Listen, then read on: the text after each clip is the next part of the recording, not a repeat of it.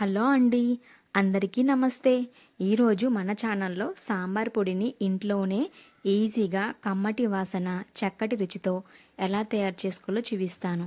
నా వీడియో కనుక నచ్చింది అనిపిస్తే లైక్ చేయండి, సపోర్ట్ చేయండి. ఇప్పుడు మనం వీడియోలోకి వెళ్ళి ప్రాసెస్ ఏంటో చూద్దాం.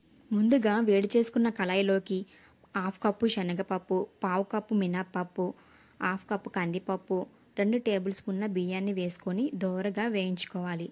మధ్య మధ్యలో మాడిపోకుండా చూసుకుంటూ గరిటె వేసి బాగా కలుపుకోవాలి. ఇవి గోల్డెన్ కలర్ వచ్చేంత వరకు బాగా వేయించుకున్న తర్వాత వీటిని ఒక ప్లేట్లోకి తీసుకొని పూర్తిగా చల్లారనివ్వాలి.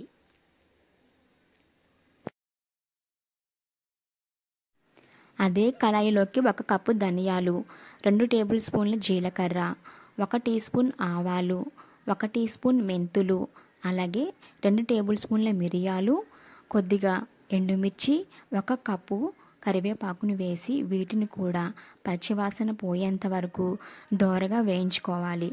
మధ్య మధ్యలో కలుపుకుంటూ మాడిపోకుండా చూసుకుంటూ ఉండాలి. అలాగే వీటిని కూడా ఒక ప్లేట్లోకి తీసుకుని పూర్తిగా చల్లారి పెట్టుకోవాలి. 2 మిశ్రమాలు కూడా పూర్తిగా చల్లారిన తర్వాత ముందుగా మిక్సీ జార్ను తీసుకొని ఇందులోకి వేయించి పెట్టుకున్న పప్పు దినుసులన్నింటినీ వేసి మెత్తగా మిక్సీ వేయించుకోవాలి. ఈ విధంగా మిక్సీ వేసుకున్న తర్వాత మిగిలిన ఎండుమిర్చి, ధనియాలు, మిరియాలు, జీలకర్రను కూడా వేసుకొని పూర్తిగా మిక్సీ వేయించుకోవాలి. వీటిని కూడా మెత్తగా మిక్సీ పట్టుకున్న తర్వాత చివరిగా 1 టీ స్పూన్ పసుపును కూడా యాడ్ చేసుకోండి.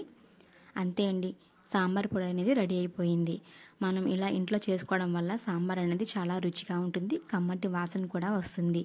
దీన్ని గాజు సీసాలో స్టోర్ చేసుకోవడం వల్ల ఒక 2-3 మంత్స్ వరకు నిల్వ కూడా ఉంటుంది. నా వీడియో కనుక మీకు నచ్చింది అనిపిస్తే లైక్ చేయండి. మరొక వీడియోతో మీ ముందుకు వస్తాను. Thank you.